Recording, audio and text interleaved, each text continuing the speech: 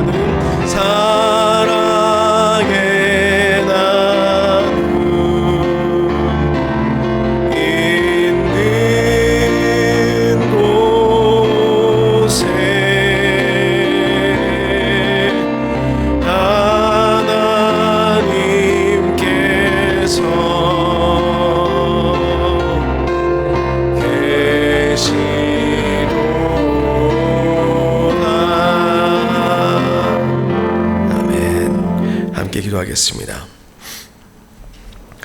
감사함으로 그의 문에 들어가며 찬송함으로 그의 궁정에 들어가서 그에게 감사하며 그의 이름을 송축할지어다. 여호와는 선하시니 그의 인자하심이 영원하고 그의 성실하심이 대대에 이르리로다. 아멘.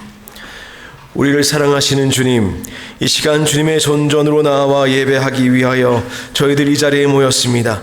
이 예배 가운데 주님 축복하시어서 저희들로 하여금 주님과 함께 교제하게 하시며 주님으로 인하여 세임 얻게 하시고 이 예배를 통하여 저희의 심령이 변화되는 시간 되도록 역사하여 주옵소서. 오직 주 성령만 저희들 누리게 하시고 주님의 은혜 충만하도록 인도하여 주옵소서. 예수님의 이름으로 기도하옵나이다. 아멘. 함께 찬송가 1장 찬양하시겠습니다.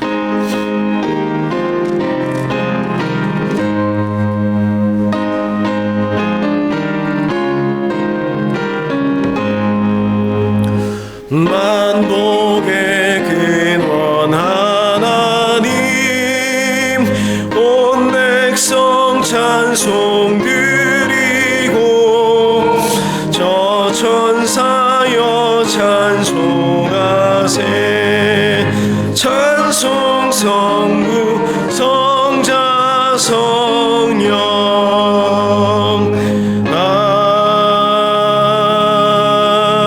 아멘. 교독문 53번 함께 교독하겠습니다.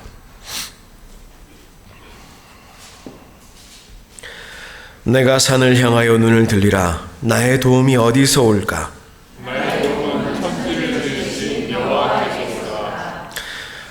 여호와께서 너를 실족하지 아니하게 하시며 너를 지키시는 이가 졸지 아니하시리로다.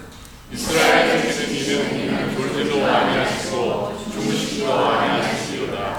여호와는 너를 지키시는 이시라. 여호와께서 내 오른쪽에서 내 그늘이 되시나니 내가 너를 상하게 하지 아니하며 밤의 달도 너를 주시지 아니하리로다. 여호와께서 너를 지켜 모든 환난을 면하게 하시며 또 내 영혼을 지키시리로다.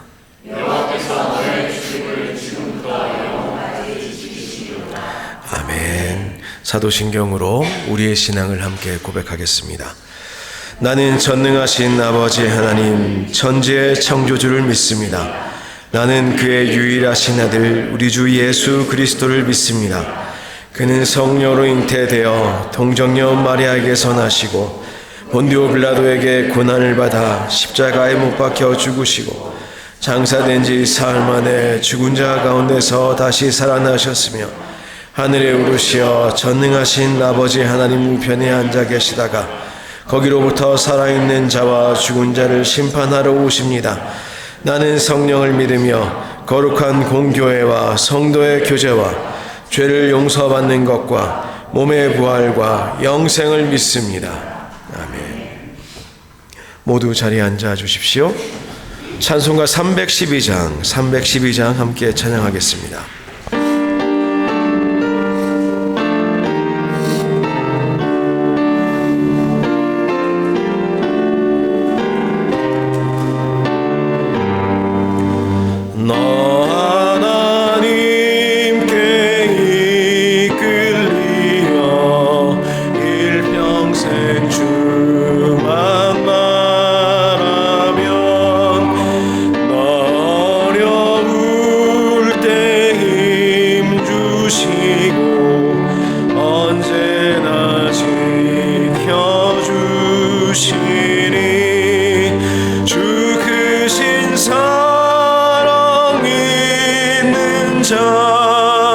그 반석 위에 서리라.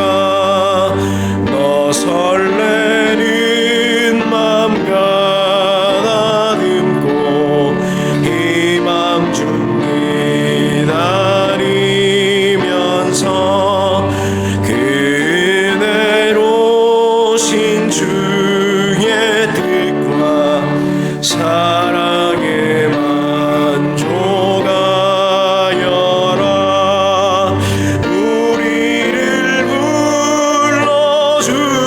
불러주신 주 마음에 소원하신다. 주 찬양하고 기도하며 내 몸부림 써달라. 주 약속하신 모든 은혜 내게서 이루어지리라. 참되고 의지하는 자 주께서 기억하시리.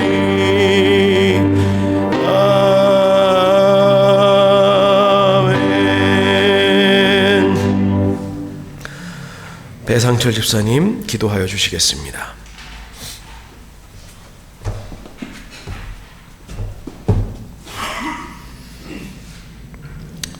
사랑과 은혜가 풍성하신 아버지 하나님, 이 거룩한 주일에 저희를 주님의 전으로 불러 모아 예배하게 하시니 감사드립니다.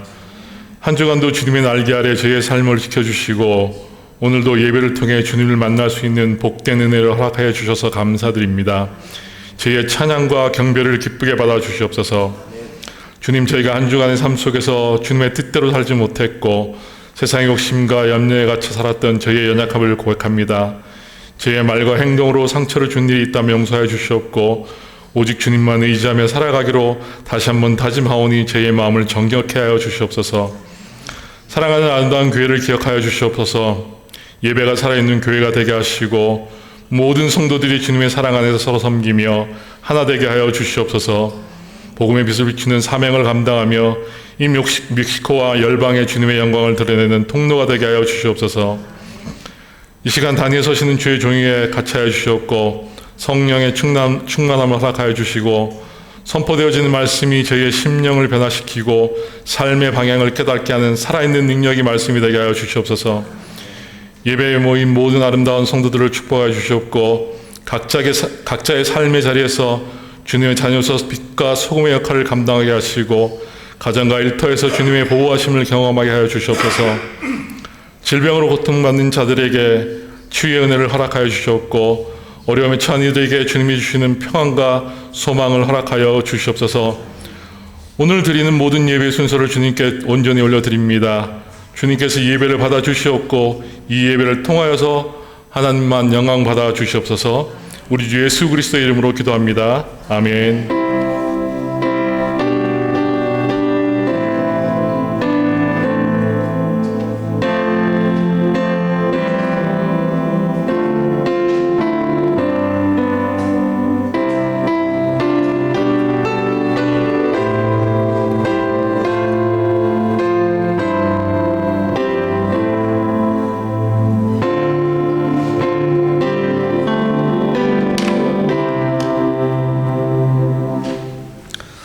이 시간 주님 앞에 예물 드리도록 하겠습니다. 내게는 향유옥합 1절 함께 부르시도록 하시겠습니다.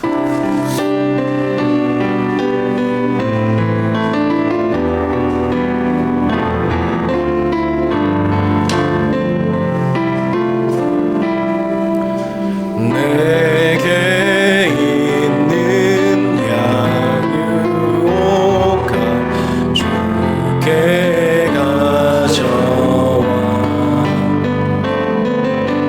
그 발 위에 입 맞추고 깨드리니다. 나를 위해 험한 산길 오르신 그 발 걸음마다 크신 사랑 새겨놓았네.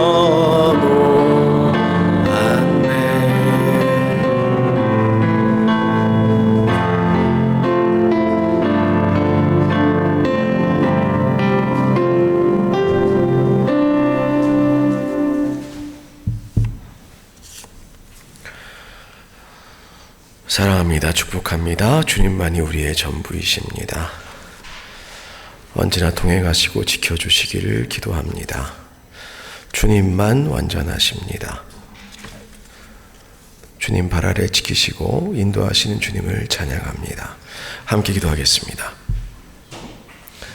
사랑의 하나님 감사합니다.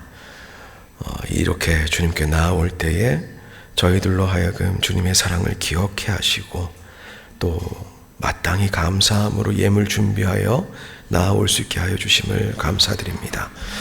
이 예물 주님 기뻐 받아주시고 우리 또한 사랑의 고백과 감사의 응답으로 이 예물 드리오니 주님께서 이 예물 사용하셔서 주님의 기쁘신 뜻과 주님의 나라가 이 땅 위에 이루어지도록 주님께서 인도하여 주옵소서. 아름다운 교회를 주님 불쌍히 여겨주시고 그리하여서 저희들이 예물을 드릴 뿐만 아니라 이 예물을 통하여 주님의 나라를 일구어가는 교회 되도록 주님 인도하여 주옵소서. 각 성도들의 삶을 주님 주관하여 주셔서 모든 필요들 주님 채워주시고 지혜를 채워주시고 건강 채워주시고 아버지 하나님 오직 주님을 사랑함을 그치지 아니하도록 주님 늘 주님의 긍휼하심으로 인도하여 주옵소서. 예수님의 이름으로 기도하옵나이다. 아멘.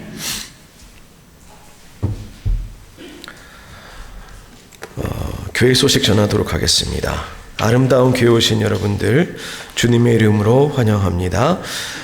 오늘 방문하신 분 계십니다. 우리 서유진 씨 어디 계신가요? 네, 가운데 계신 분이신데 양옆에 부친과 무친이 계신 것 같지요? 잠시 일어나 주시면 좋겠습니다. 우리 박수로 환영하도록 하겠습니다. 네, 반갑습니다.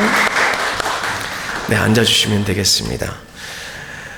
2부 예배, 지금 2부 예배 후인데요. 제자반과 운영위원회가 있는데, 제가 목소리가 보안이 이 모양이지요. 하면 하겠는데, 가만히 생각을 해보니까 혹시나 옮길까 염려가 되어서, 연기하도록 하겠습니다. 운영위원회에서 저희들 오늘 꼭 다뤄야 될 이야기들 다음 주에 다루도록 하겠습니다. 다음 주에 구역 모임 있는데 구역 모임은 정상적으로 진행하도록 하겠습니다. 9월 16일 내일 모레입니다. 화요일에는 하루 저희들 재직 수련회 있겠습니다. 사실 수련회라기보다는 거의 재직 세미나에 가까운 일정이 될 것 같습니다. 함께 모이셔서 함께 은혜 나누도록 하겠습니다. 시작 시간은 오전 10시로 하였습니다. 아침 10시까지 오시면 되겠습니다. 10시까지 오시면 한 2시간 정도 저희들 첫 세션하고 예배와 함께 첫 세션하고 잠시 식사하시고 그리고 오후 세션 한 번 더 하고 한 3시나 4시쯤 되면 끝나지 않을까 생각하는데요. 함께 기도하시면서 모이셔서 우리들 재직됨을 주님께 주신 직분을 잘 감당할 수 있도록 우리 함께 지혜를 나누는 시간 되도록 하면 좋겠습니다. 전교인 출석주일 원래 지난주였습니다만 광고해드린 대로 10월 첫 주일로 변경되었습니다. 양해하여 주시고 기도하심으로 함께 모여주시면 좋겠습니다. 그 외의 내용들은 주보를 참조하여 주십시오.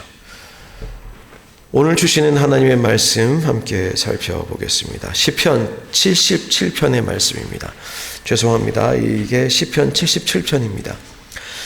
시편 77편의 7절로부터 12절까지의 말씀입니다.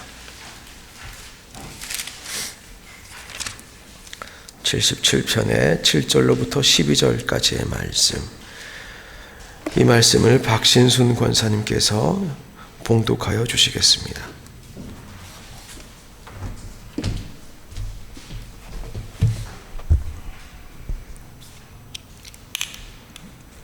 말씀 봉독하겠습니다. 7절. 주께서 영원히 버리실까? 다시는 은혜를 베풀지 아니하실까? 그의 인자하심은 영원히 끝났는가? 그의 약속하심도 영구히 패하였는가? 하나님이 그가 베푸실 은혜를 잊으셨는가? 노하심으로 그가 베푸실 긍휼을 그치셨는가 하였나이다. 셀라.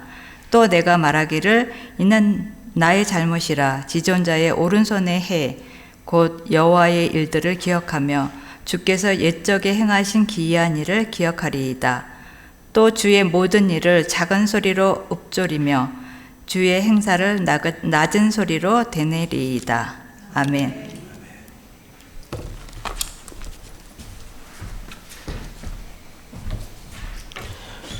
우리 함께 기도하도록 하겠습니다. 사랑의 하나님 감사합니다. 이 시간 저희들 말씀 앞에 함께 모였습니다. 말씀으로 우리를 새롭게 하시고 우리를 먹이셔서 저희들 이 시간에 성장케 하여 주옵소서. 예수님의 이름으로 기도하옵나이다. 아멘. 네, 한 주간 평안하셨습니까? 네, 저도 잘 지냈습니다. 잘 지내는데 목이 병 평안하진 않네요. 지난 월요일, 화요일 라스베가스에서 있었던 그 시차례가 아니라 노회를 잘 다녀왔습니다. 그리고 수요일 날 저녁에 우리 논문 심사까지 잘 마치고 이제 그날부터 들어 누워서 오늘 아침에 일어나서 이렇게 왔습니다. 어제까지는 말이 잘 안 나왔는데 그래도 오늘은 뭐라고 떠들 수 있는 목의 상태가 되어서 얼마나 다행인지 모르겠습니다. 월요일 날 비행기 타고 갈 때 일입니다. 비바 아에로부스죠. 요즘 그냥 비바라고 줄여서 그냥 그렇게만 표기를 하던데요. 처음 타봤습니다. 맨날 아이로메이코나 볼라리스나 타다가 이지젯도 안 타본 것 같아요. 아직 비바 아에로부스는 처음 타봤는데 아주 고약하더라고요. 물도 안 줍니다. 물도 안 준 데는 처음 봤어요. 그래가지고 물을 한 병 샀습니다. 카드로 결제를 하고 물을 한 병 샀는데 59페소더라고요. 이런 날강도들이 있는가. 500ml짜리 물 하나 팔면서 무슨 59페소인가. 아주 분노하면서 그런 마음으로 노회에 갔습니다. 돌아오면서 이제 그때 배운 바가 있으니까 내가 이제 다시는 비행기에서 물을 사지 않으리라 하고 미국 라스베가스 공항에서 물을 샀지 않겠습니까? 사고 타서 가만히 생각을 해보니까 뭔가 이상한 거예요. 영수증을 꺼내보니까 5불입니다. 집 나가면 고생입니다. 아무튼 5불을 가만히 계산해보니까 아무튼 59페소보다는 더 되죠. 집에 오니까 속일 사람도 없고 물도 있고 얼마나 좋은지 모르겠습니다. 우리가 천국 향해서 가는 우리 길도 사실 비슷합니다. 우리가 신경을 바짝 세우고 살아가지요. 사실 참 평안이라는 것, 하나님 품 안에 있다 이렇게 생각하면서 안심하면은 참 평안을 우리가 가끔씩 누리긴 하는데 대부분의 경우는 우리가 굉장히 우리의 가드를 높게 세우고 저 물은 얼마인가 하는 그런 마음으로 인생 살아가는 경우들이 굉장히 많습니다. 지난주에 이제 집으로라는 주제로 첫 번째 말씀 나누었는데 우선은 떠나셔야 된다는 말씀 드렸어요. 우선 편한 것, 우리에게 익숙한 것, 그것이 우리에게 우상이 되지 않도록 다 버릴 수 있어야 된다. 그리고 하나님 본향 향해서 우리가 길을 떠날 수 있어야 됩니다. 이제 그런 말씀 드렸습니다.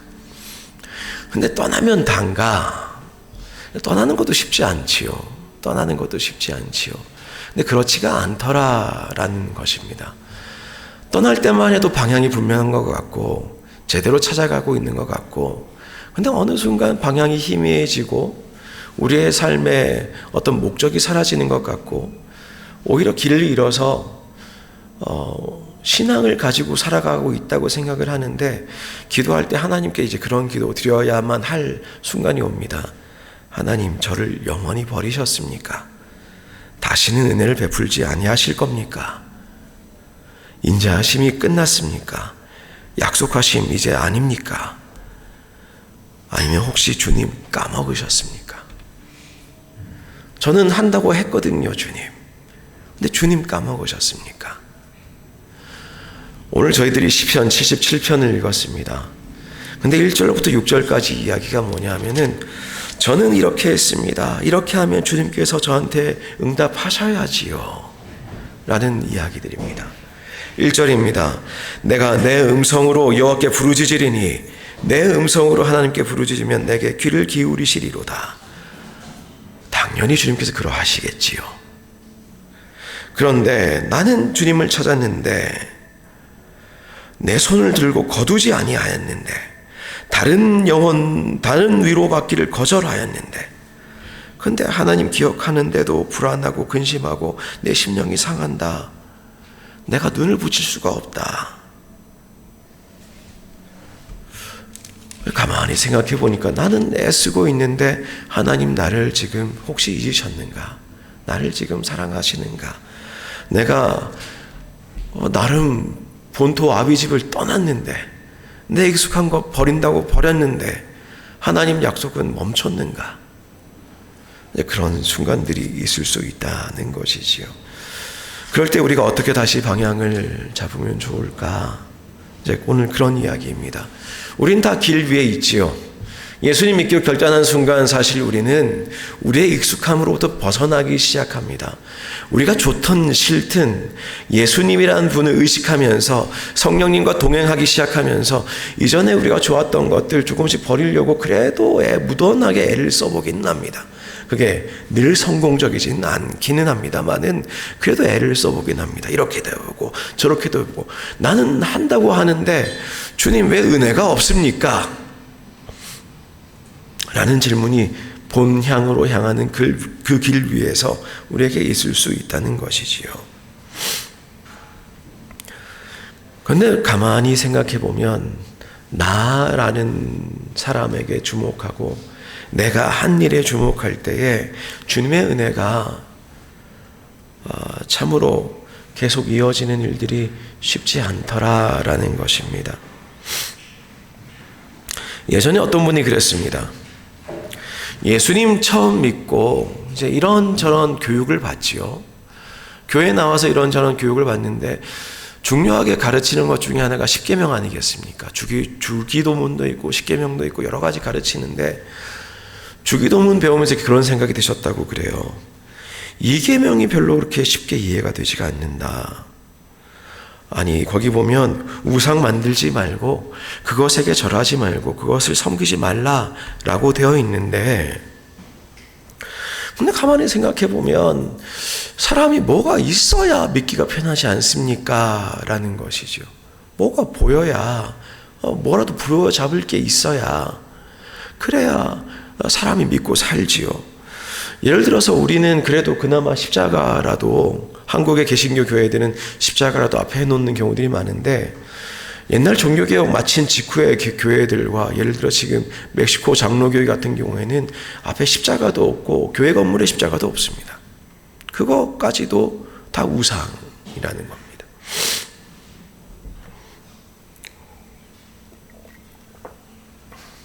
사실 인간이 미련하기 때문에 하나님 이외에 어떤 형상을 만들어서 거기에 우리의 마음을 좀 향하게 하면 좀 더 쉽지 않겠는가라는 그런 의문이 들 수 있다는 것이지요.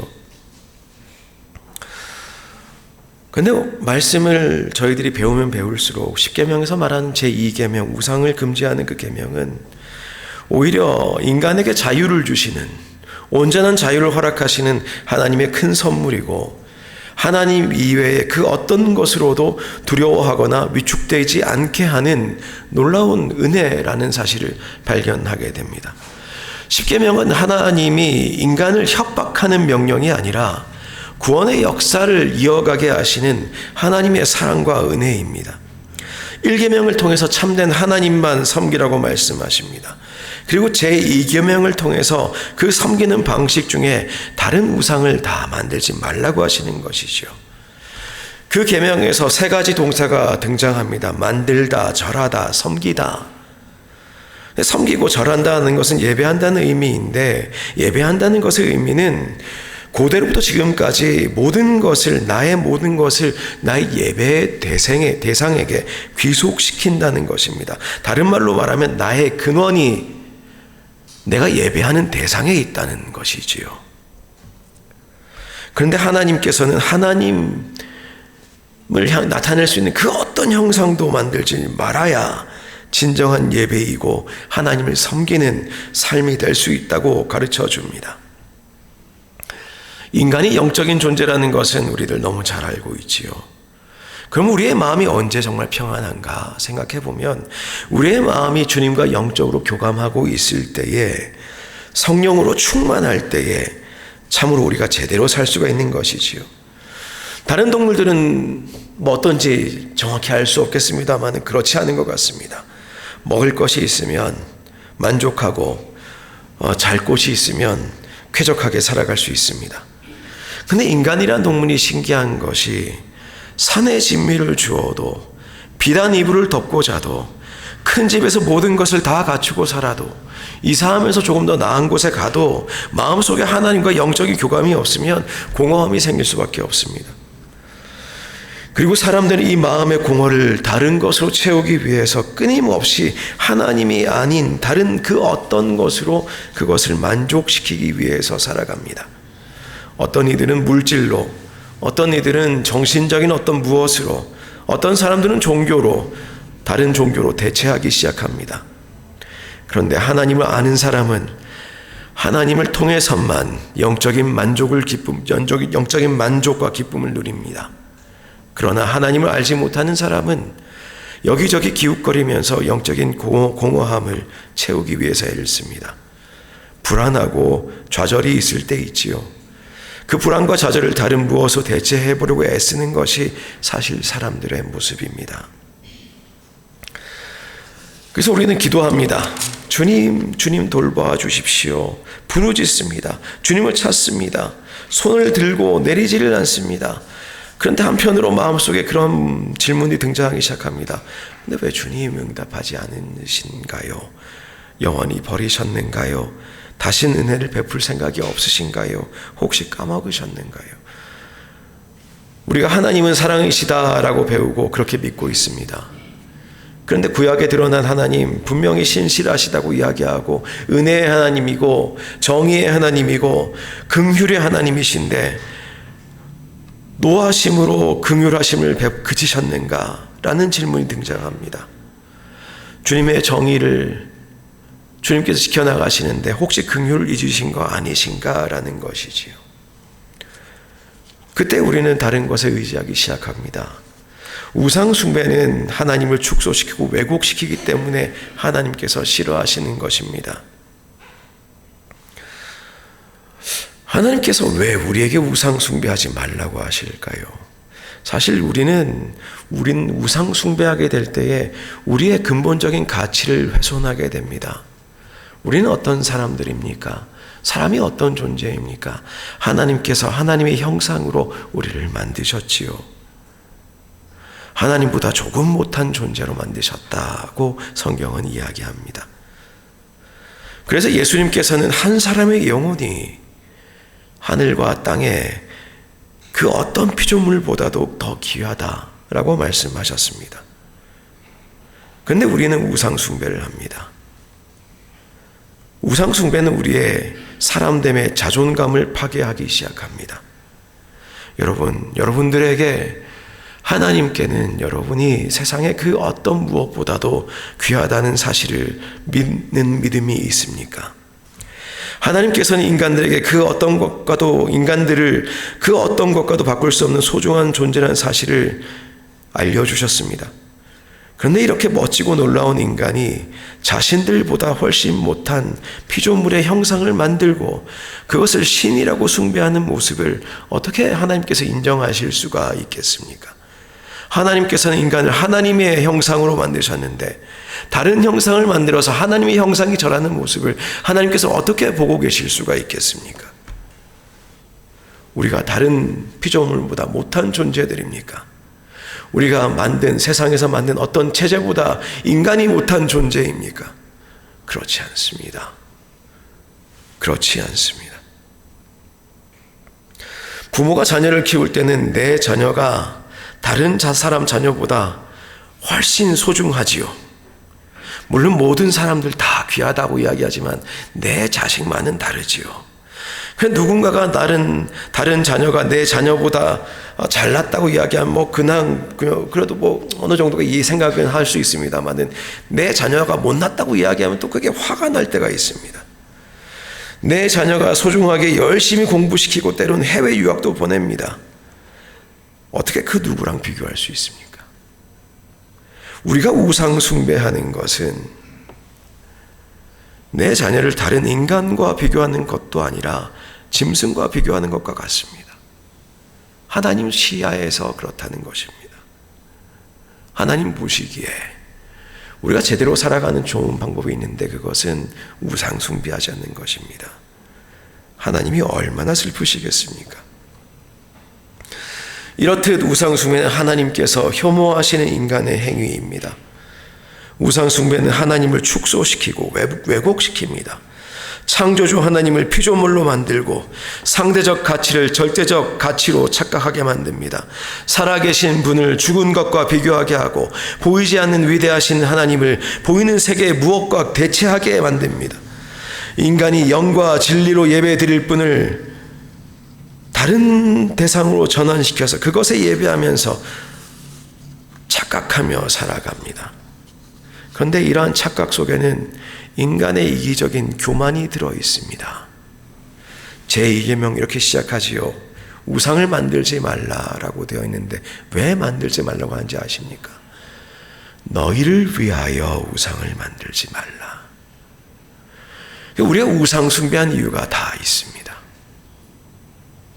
우리를 위해서 하는 겁니다. 우리를 위해서 하는 겁니다.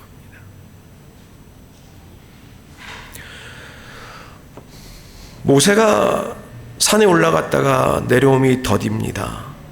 그러니까 백성들이 모여서 아론에게 말합니다. 일어나십시오. 우리를 위하여 우리를 인도할 신을 만들어 주십시오. 그래서 만들어진 게 금송아지입니다. 금송아지 왜 만들었습니까? 하나님 살아계신 줄 모릅니까? 조금 전에 홍해가 갈라진 거 못 봤습니까? 놀라운 영광 속으로 모세가 걸어 들어가는 거 못 봤습니까? 그러나 사람이 그렇습니다. 우리에게 두려움이 찾아오고 공허함이 찾아올 때에 우리를 위하여 우리를 인도할 신을 우리는 찾기 시작합니다. 아론은 이렇게 이야기합니다. 이스라엘 백성들아, 이것이 애굽 땅에서 너희를 인도하여 낸 너희의 신이다. 여러분 기억하십시오. 우리의 경험을 통해서 하나님을 만들 수가 없습니다. 우리의 재주를 통해서 하나님을 만들 수가 없습니다. 많은 종교학자들은 이야기합니다. 신은 인간이 만든 거다. 인간의 투사물이다. 말씀은 거꾸로 말합니다. 하나님이 우리를 창조하셨고 세상에 그 어떤 피조물도 신이라고 말하지 마라. 그렇게 우상 숭배하는 것은 우리 자신을 욕되게 할 뿐만 아니라 하나님을 욕되게 하는 행위인데 그 속에는 우리의 이기심, 우리의 오만이 들어있다는 것입니다. 우상에는 자기 신념과 자기 확신과 자기 자랑이 들어있습니다. 기독교는 다른 종교와 다릅니다. 기독교에는 하나님이 우리를 사랑하시는 은총이 들어있습니다. 하나님은 우상 숭배하는 인간들과 이스라엘 백성들을 향해서 진노의 불길을 퍼부으셨습니다. 근데 그 이야기의 핵심을 보시면 너희들을 가만히 보면 하나님 중심으로 살려는 것이 아니라 자기 중심으로 살려는 완악한 모습이 있다는 것이지요. 구약에 나타나는 사울과 다윗 왕의 차이가 거기에 있습니다. 사울 왕인 큰 승리를 거두었습니다. 아말렉 족속과의 싸움에서 큰 승리를 얻었지요. 그게 첫 번째 승리 중에 하나였습니다. 그때 사울은 갈멜에서 기념비를 자기를 위해 세웠다고 성경은 기록하고 있습니다. 우리는 무슨 좋은 일을 하고 나면, 무슨 좋은 시도를 시작하고 나면, 무언가를 이루고 나면, 다른 사람보다 뛰어난 힘이나 능력이 생기면, 다른 사람보다 조금 더 높은 직분을 받게 되면 스스로를 훌륭하다고 생각합니다. 그리고 스스로를 위해서 기념비를 세우려는 시도를 합니다. 우상을 만드는 배경에는 이렇듯 자기의 애착과 자기 사랑과 자기 교만이 들어 있습니다. 우상 숭배의 마지막은 결국 자기 자신입니다. 문제는 길을 떠난 우리들에게도 있습니다. 주님, 이만하면 되지 않았습니까? 이 정도면 되지 않았습니까? 제가 이렇게도 기도해 보았고, 이렇게도 주님 섬기려고 애를 써봤고, 제가 익숙한 고향집과 본토 아비집을 다 떠나지 않았습니까? 근데 성경은 이야기합니다. 자기의, 이것도 우상 숭배라고 말입니다. 자기의에 사로잡히는 것도 방향 상실입니다. 믿음 생활할 때 우리가 쉽게 방향 상실을 하는 이유가 무엇이냐? 자기의에 빠지기 시작할 때 그렇습니다. 세상에 힘든 일이 이렇게 많은데 난 이렇게 잘 살고 있는데, 자기의로 가득하게 될 때에 우리는 방향 상실을 하게 됩니다. 77편이 그렇습니다. 내가 환난 날에 주를 찾았습니다. 밤에는 내 손을 거두지 않았습니다. 내가 하나님을 기억했습니다. 내가 눈을 못 붙이 괴로워서 말을 할 수가 없습니다. 근데 주님 왜 그렇습니까? 나는 이렇게 한다고 했는데 왜 그렇습니까? 근데 화자가 10절에 이렇게 이야기합니다. 그런데 이게 내 잘못이구나. 내가 말하기를 이는 나의 잘못이구나. 우리가 다시 한번 하나님 바라보는 놀라운 은혜의 순간이 필요합니다. 자기 의로 인해서 방향을 상실했을 때에 다시 그 자기 의를 내려놓을 수 있는, 그 우상 숭배까지도 내려놓을 수 있는 우리의 삶의 전환이 필요합니다. 우리 인생 살아가면서 어려울 때 있지요. 고민될 때 있지요. 그래서 가끔 주저앉아 있을 때도 있지요. 그런데 기억하십시다. 역설적이게도 하나님께로 나아가는 길에서 우리가 방향을 제대로 잡는 법은 하나님께 돌아가는 것입니다. 나에게 사로잡히는 것이 아니라, 자기 연민에 빠질 것이 아니라 하나님의 영광을 위한 길을 걸어가고 있음을, 하나님께서는 이미 그렇게 하고 계심을, 하셨음을 기억하는 것입니다. 오늘 저희들이 77편을 읽었는데 78편에는 놀랍게도 비슷한 이야기가 반복됩니다. 반복되면서 나온 이야기가 무엇이냐 하면은, 주님께서 그럼 우리를 구원하실 때 그럼 우리는 어땠느냐? 78편의 이야기입니다. 여호와께서는 우리를 구원하셨는데, 9절에 보시면 이렇게 되어 있지요. 에브라임 자손은 무기를 갖추며 활을 가졌으나 전쟁의 날에 물러갔도다. 정작 영적인 전투에 나아갈 때에 물러갔다는 소리죠. 그들이 하나님의 언약을 지키지 아니하고 그들의 율법을 준행을 거절하고 여호와께서 행하신 것과 그들에게 보이신 그의 기이한 일을 잊었도다. 잊었지요. 예전에 바다에 물을 갈라 물을 무더기 같게 서게 하시고 그들을 지나가게 하시고 낮에는 구름으로 밤에는 불빛으로 인도하신 것을 잊었지요. 하나님께서는 그럼에도 불구하고 구원하셨는데 하나님의 백성들은 늘 이적 잊고 살았다는 것입니다. 불평하고 그렇게 살았다는 것이지요. 말씀을 마무리 짓겠습니다. 오늘 본문은 그래서 12절 이후에 내가 주의 모든 일을 작은 소리로 읊조리고 주의 행사를 낮은 소리로 되뇌이겠습니다 라고 하면서 주의 기이하신 일들을 다시 한번 선포합니다. 홍해가 갈라진 사건을 이야기합니다. 우리를 구원하신 그 사건을 기억합니다. 우리가 정말로 참 평안이 있는 하나님 나라, 그 길을 향해서 오늘도 길을 걸어가고 있지요. 근데 가끔 가다 보면 우리가 방향을 상실하게 됩니다. 근데 그것이 세상의 유혹 때문이 아닐 때도 있더란 말입니다. 근본적으로 바리새인같이 살게 되는 순간들이 있는데, 그러면 정말로 근본적으로 방향 상실하는 순간들이 있는데, 그게 언제냐? 자기 의로 거기에 사로잡혀 살아가는 순간들이 있다는 것입니다. 우리가 그러지 않았으면 좋겠습니다.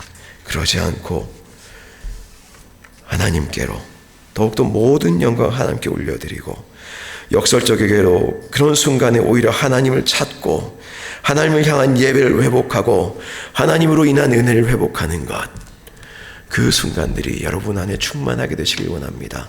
그래야 우리의 모든 순례의 길이, 우리의 인생의 길이 주님께는 영광이 되고 우리에게는 은혜의 길이 되는 그런 참된 신앙의 길을 함께 걸어갈 수 있었으면 좋겠습니다. 기도하겠습니다. 하나님 감사합니다. 여전히 우리 마음속에 혹시 나를 높이고자 하는 그런 마음속에 있습니까? 혹시 내가 우상이 되어 있거나 돈과 재물이, 명예와 권력과 지식이 내 안에 우상으로 여전히 자리하고 있는지요? 주님께서 말씀하셨듯이 오히려 나를 부인하고 나의 십자가를 지고 오직 주님만 따를 수 있도록 오늘도 우리를 새롭게 하여 주옵소서. 예수님의 이름으로 기도하옵나이다. 아멘. 우리 함께 일어나겠습니다. 일어나셔서 결단의 찬양, 주의 말씀 앞에 선 찬양하겠습니다.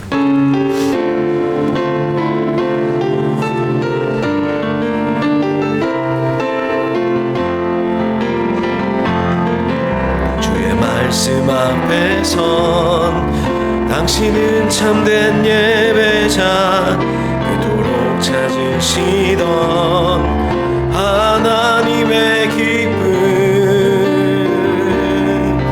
이 세상을 향한 거룩한 생명빛 되어 이 세상을 위한 구원의 소망 되어 영원한 하나님의 나라 함께 세워가니,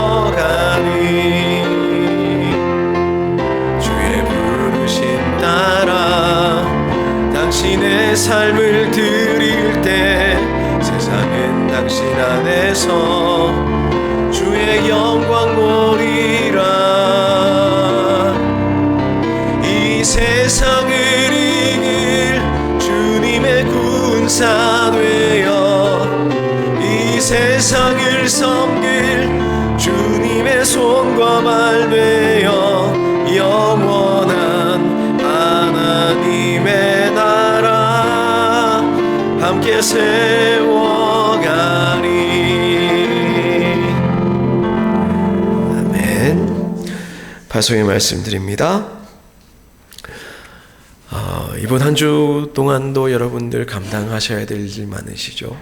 염려되시는 일도 있으실 거고 또 한편은 기대하시는 일도 있으실 겁니다. 그런데 그 무엇보다도 이번 주도 마찬가지입니다. 주님만 바라보십시오. 그러면 은혜 충만한 한 주, 세상에서 어떤 일을 만나든 은혜 충만한 한 주 살아가시게 되실 줄로 확신합니다. 이제는 우리 주 예수 그리스도의 은혜와 하나님 아버지의 크신 사랑과 성령님의 친밀하신 교제가 이번 한 주간도 나에게 매몰되지 않고 내가 가지고 있는 숙제에 무너지지 않고 방향 상실하지 않고 주님만 바라보며 살아가기로 다짐하는 모든 성도들 위해, 그들의 가정과 일터 위에, 자녀들 위해, 이 땅 멕시코와 우리의 조국 대한민국 위해, 이제로부터 영원까지 함께 계시옵기를 간절히 축원하옵나이다. 아멘.